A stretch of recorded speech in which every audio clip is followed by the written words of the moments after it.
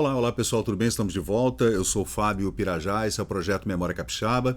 Eu comecei um vídeo aqui falando sobre um texto que nós encontramos na Biblioteca Nacional, falando sobre o Convento da Penha, especificamente sobre o Convento da Penha, a sua construção desde as eras remotas do Morro da Penha, dos índios da região de Vila Velha, de Vitória, também de Vasco Fernandes Coutinho e sua esposa Dona Luísa Grinalda, os primeiros colonos, esses 60 ou 70 homens que vieram junto com Vasco Fernandes Coutinho assumir a capitania do Espírito Santo depois que foi instituída, foram instituídas por ordem do Reino de Portugal essas capitanias, obedecendo o traçado de Tordesilhas de 1494, o estabelecimento dessa colônia em Vila Velha, na prainha de Vila Velha.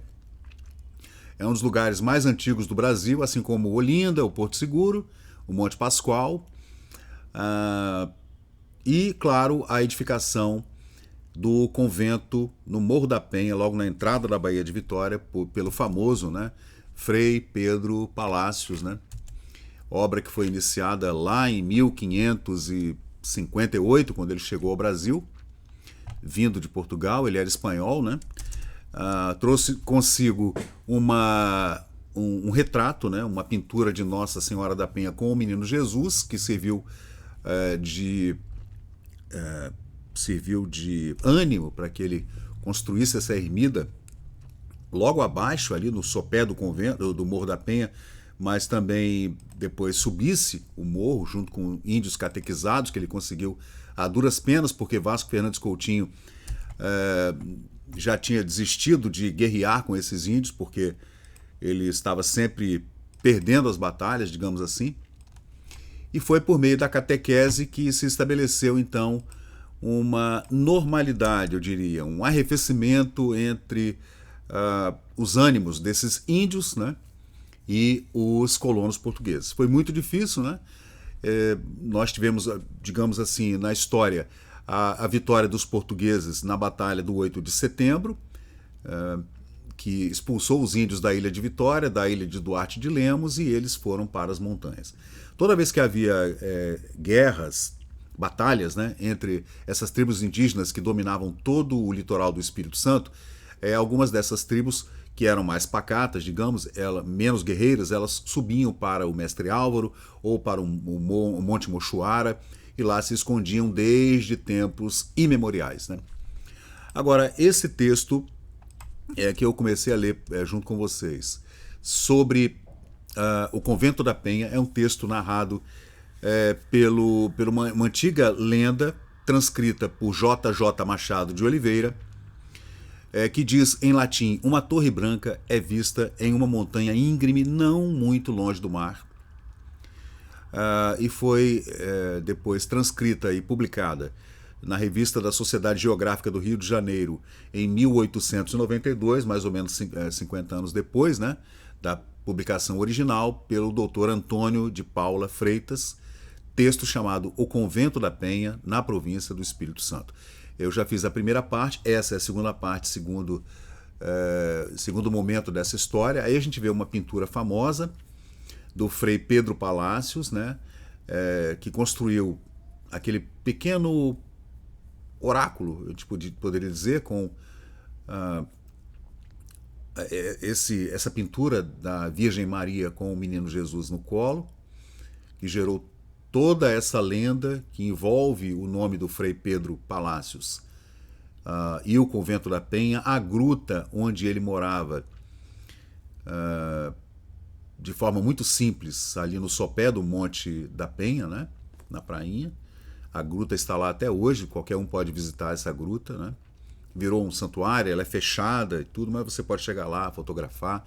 Tem uma estátua do Frei Pedro Palácios logo na frente da Câmara Municipal de Vila Velha, bem ali exatamente no ponto onde o clérigo morreu, viveu e morreu. Ele morreu em 1575.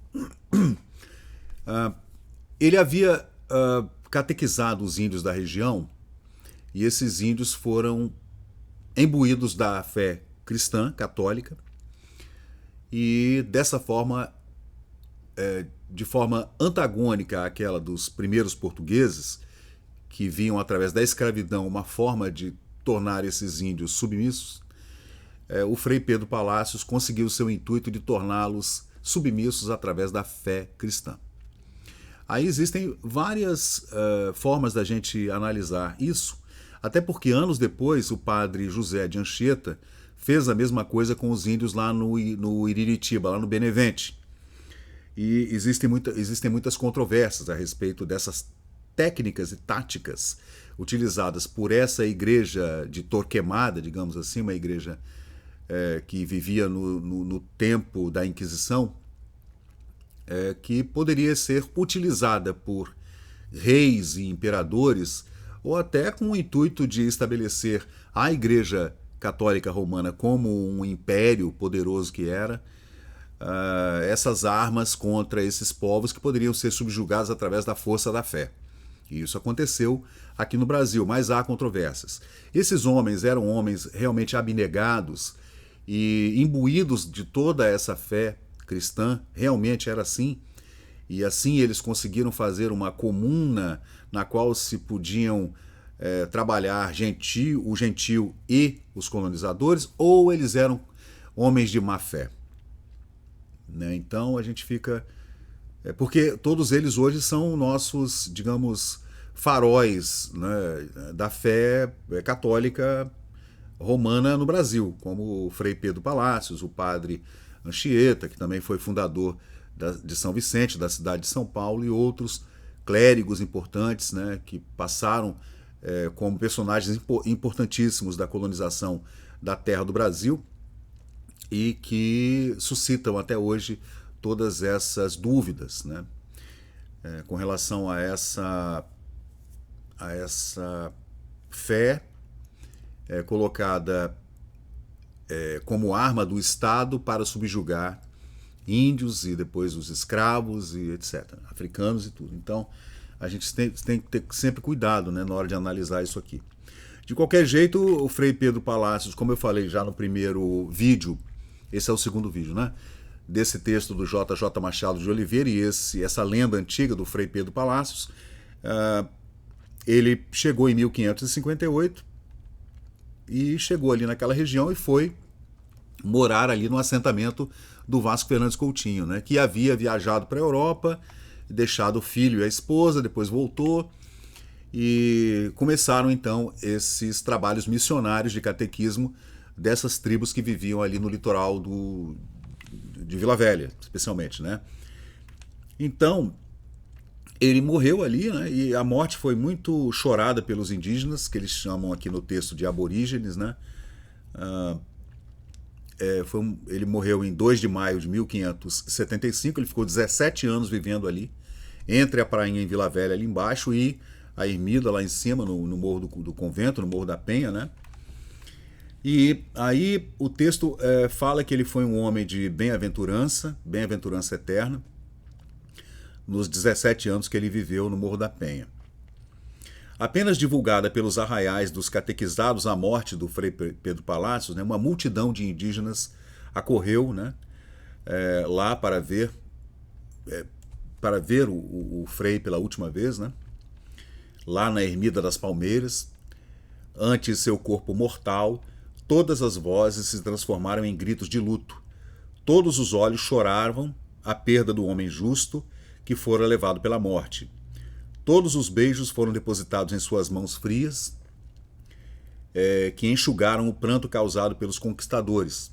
Então havia um pranto, porque o embate entre os primeiros colonizadores e os índios foi um embate muito, muito feroz, né? Muito triste, com muitas mortes, de um lado e de outro, né? Então, hoje, os índios catequizados pelo Frei Pedro Palacios estavam pranteando sua morte, mas também pranteando todo aquele período, né, em que eles foram subjugados pela força da arma dos portugueses, né, dos primeiros colonizadores. Então, eles estavam ali meio que se despedindo de um pai, digamos assim, que era um homem bom, né, de fé, que acreditava nas boas relações entre homens brancos e índios, né? Todos os desejos se resumiram em que lhe fossem abertas as portas do céu, e em sua inumação não houve mão que não lançasse um punhado de terra, como se faz até hoje, né? Entre os indígenas significava conjuros às potências maléficas para que não fossem hostis ao morto. Então os índios jogavam terra sobre a pessoa enterrada, numa forma de evitar que as forças do mal, né, subjugassem aquela pessoa que estava sendo inumada, né? É bastante interessante que nós tenhamos trazido essa tradição até hoje, né? Quando a gente enterra uma pessoa hoje, a gente joga um punhado de terra sobre o caixão, ou uma flor, né? Umas flores assim a gente joga ali, né? Você vê, era uma coisa da cultura indígena, né? Então, morrera o valente defensor do cristianismo que, primeiro e sempre a meditar, superando contrariedades, hasteara a cruz sobre as ruínas do paganismo no país dado em apanágio a Coutinho. Então ele conseguiu fazer com que esse paganismo, que chamava-se assim, as crenças indígenas, né, que eram homens e mulheres politeístas, né, que tinham vários deuses, mas quem escreve a história é que diz, né, esses homens não são homens de fé porque cultuam vários deuses e tal. E os deuses indígenas são maravilhosos, né, gente? Todos os deuses estão diretamente ligados a forças da natureza, assim como era na Grécia antiga e também no Egito, né? Todo aquele panteão de deuses egípcios e gregos são assim, todas forças naturais, né? Mas eu comparo mais com Zeus, por exemplo, que é o deus dos raios e dos céus, e Poseidon, que é o deus dos mares e das ondas e dos cavalos, né? Como é o Hades, o deus do submundo, da infraterra, né? Abaixo da terra, não é inferno, não tem nada a ver com o inferno. As pessoas confundem o Hades com o inferno, não. O Hades é o deus do submundo, daquilo que acontece nas entranhas da terra, né? Então, os índios tinham também essa cultura que eu acho maravilhosa, né? Incrível mesmo. Mas os homens dessa época chamavam de pagãos, etc. Né? Uma coisa que eu não concordo. Mas tudo bem, vamos seguir. A morte foi prematura para os aborígenes, né, que haviam dado o primeiro passo na civilização iluminada pelo Evangelho. Mas tardia para o justo, desgastado pelos trabalhos e aflições que lhe sobravam na luta travada com as paixões desordenadas de homens, que até queriam extrair do ar que respiravam um novo mundo as exalações que subiam das terras auríferas, na esperança de que o ouro talvez também lhes viesse pelo olfato. Então havia, né, uma afã de chegar à terra, entrar para oeste, ir para os sertões, porque lá havia a lenda do ouro, né, e da prata, e das pedras preciosas, das esmeraldas, dos diamantes. Então havia esse ímpeto do primeiro colonizador. Mas a coisa foi muito mais difícil do que a gente pode imaginar. Frei Pedro Palácios deixou, por último, um legado ao venerando Padre Anchieta, apóstolo do Brasil, que em 1587 fora residir lá no senhorio do Coutinho. Ele morou durante um tempo na prainha, né? O zelo fervoroso pela propagação da fé entre as tribos indígenas que habitavam aquele lugar. Aos seus confrades, o padrão material do poder de uma vontade firme fortalecida pelos céus. E, finalmente, aos dominadores do país, o testemunho moral de que todas as condições e resistências declinam e, por fim, cedem aos imperiosos impulsos da consciência quando esta se manifesta de modo genuíno e a convencer despida de cálculos da ambição e voz altiva do domínio. O texto é bonito, ele já fecha, né, essa morte do Frei Pedro Palácios, todo esse pranto do gentil e das pessoas que conheciam e amavam o Frei, que faleceu em 1575, lá em cima no Morro da Penha, né? E diz aqui que os sucessores dele, focados no único objetivo de dar maior amplitude ao estabelecimento religioso, a essa catequese e o estabelecimento da Igreja Romana no Brasil, que em nenhum lugar poderia ser melhor localizado e cujas bases prometiam resistência eterna à ação destruidora do tempo, foram-lhe dando a fortaleza necessária para adquirir essa consciência e anexando-lhe outras obras para mais incutir-lhe o maravilhoso. É um texto antigo, né, gente? Então, ele faz uma comparação entre a fé cristã, esse catequismo dos pagãos, né, dos índios, né, e a vontade também de erigir igrejas, né, porque toda essa arquitetura ela era uma vontade de mostrar que aquela obra, aquela arquitetura, aquela engenharia, né, ermida lá em cima do monte, a 600, 700 metros de altura, 500 metros, 400 metros de altura, não interessa, que daria a quem chegasse e visse lá em cima aquele edifício branco, reluzente ao sol do meio-dia, todo esse entendimento da fé que havia nesses homens, né? E também nesses índios que foram catequizados. Então, você construir uma catedral, como eram as catedrais góticas na Europa, na França, na Alemanha, por exemplo, que tinham aquelas torres gigantescas de 80 metros de altura, né? Que dão essa ideia de que o divino estabeleceu-se ali naquela construção. Então a mesma coisa acontecia com o Frei Pedro Palácios na hora de construir o convento da Penha lá em cima do monte, e acontecia também com os navegantes que vieram depois, clérigos que vieram depois e viam aquela ermida e achavam aquilo maravilhoso, né? Assim como acontecia no Egito quando se via a pirâmide de Quéops, de Cofu, toda branca, né? E com a sua ponta feita em ouro maciço. Então devia ser uma visão incrível, né? E isso aconteceu milênios depois com as igrejas na Europa, por exemplo, né? E pois que vinha prosseguir em tal empenho da construção dessa igreja, desse templo, o primeiro cuidado que tomou a peito o subsequente habitante do Morro da Penha, depois que faleceu o Frei Pedro Palácios, o Frei Nicolau Afonso, foi converter em ermida a cabana do missionário. Ele vivia de forma muito simples, né? Construída no lugar onde termina a montanha e começa o rochedo que a coroa. Consagrando-a, essa nova construção em homenagem ao Frei Pedro Palácios, a São Francisco, e colocando-lhe uma imagem sua, que para ali fora transferida da casa religiosa, que na Vila da Vitória se edificara para recolhimento de alguns de seus correligionários, trasladados para o feudo de Coutinho a pedido dele.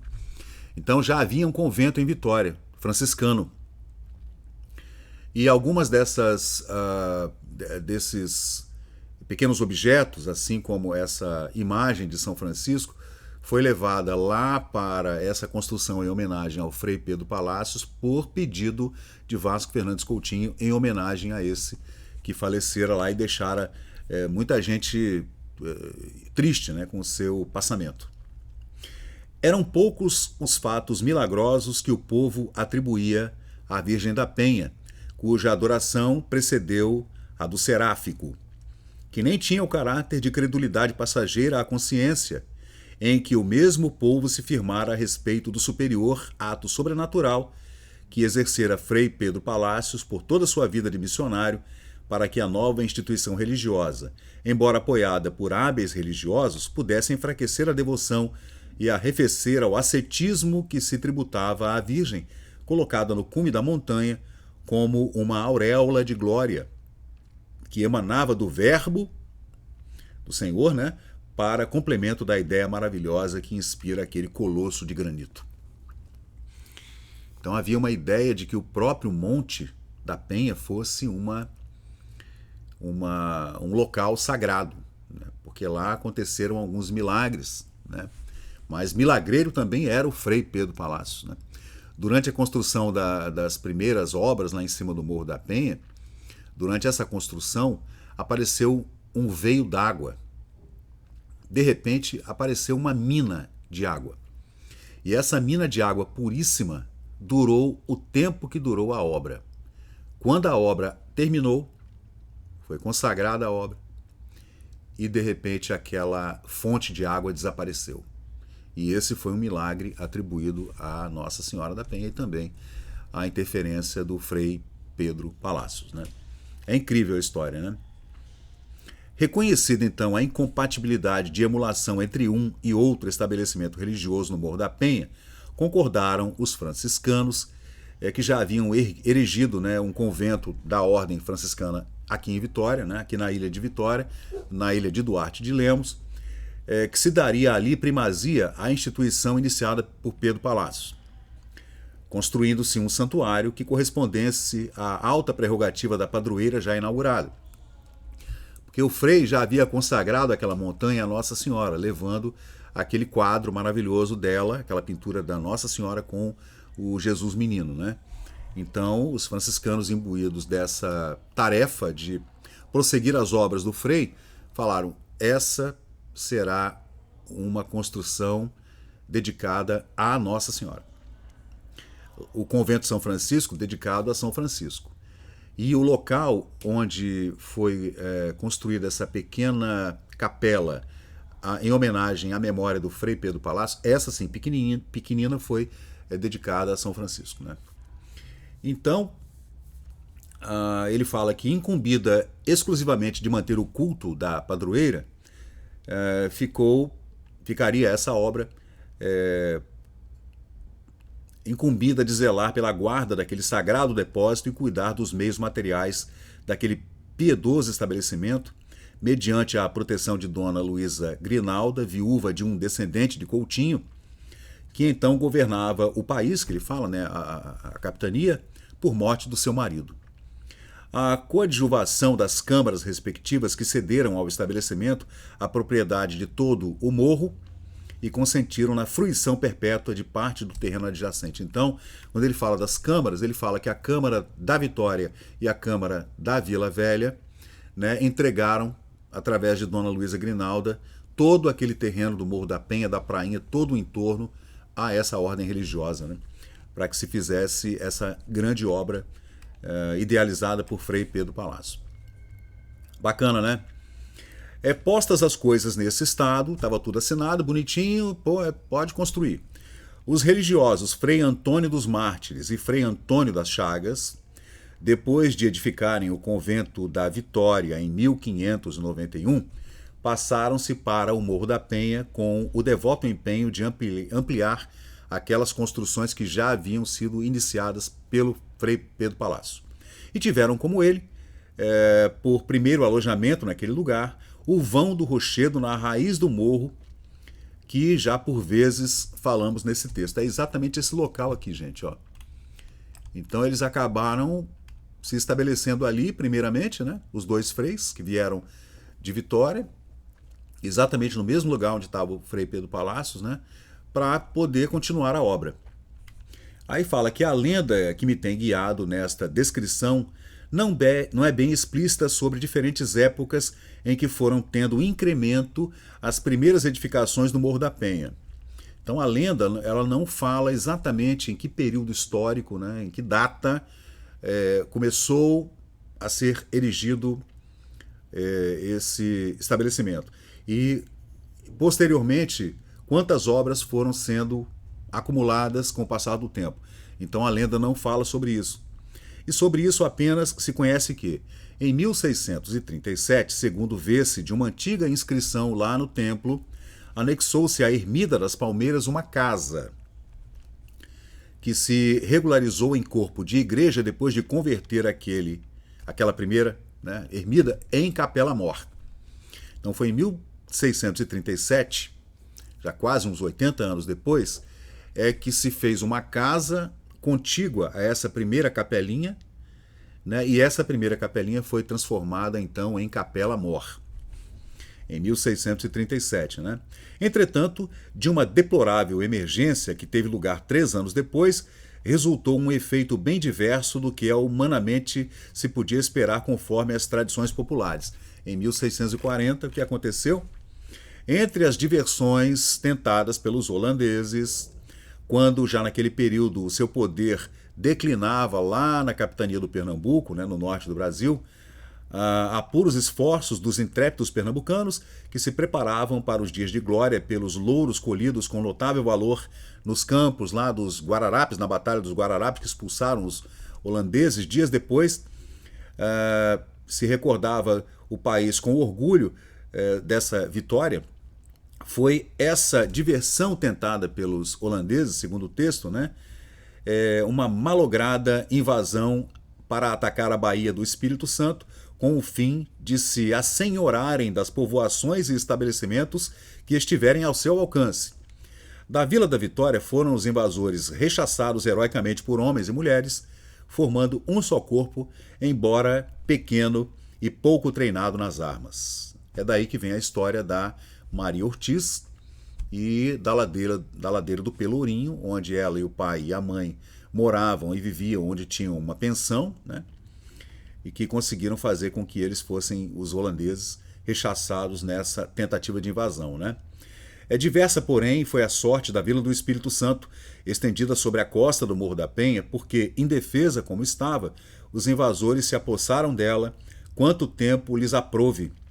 Escalaram o morro e ousaram pôr as mãos, né, em todas aquelas relíquias que havia lá em cima já, né? Botar aquelas mãos sacrílegas na Virgem, arrancando dos seus braços seu divino filho, que levaram consigo e deixando por irrisão escritos sobre a porta do templo os seguintes versículos. Eles roubaram, né, várias coisas lá no Morro da Penha, os holandeses, porque Vila Velha estava em decadência, né? Então a Vila de Vitória, na Ilha de Duarte de Lemos, que já estava estabelecida há muitos anos, e Vila Velha ficou desguarnecida, mesmo com aquele pequeno fortinho da Piratininga, coitados, né? Não tinham como se defender de uma invasão com vários, 3, 4 naus holandesas com piratas armados e tudo, canhões, etc. Tem um relato muito bem feito aqui que eu fiz para vocês, contando dessa empreitada dos holandeses e também dos franceses aqui em invasões aqui na Baía de Vitória, né? E eles deixaram escritos essas palavras, né, escritas por causa dessa... Paz para quem entra, segurança para quem sai. Por causa dessas coisas e de outras coisas, essas coisas acontecem conosco. Essa invasão, né, que foi terrível, né? E o progresso, que ia tendo uma devoção e culto consagrados à Virgem da Penha, e a unção que se derivava dos fatos que eram atribuídos a essa essência divina, os milagres da Penha, né?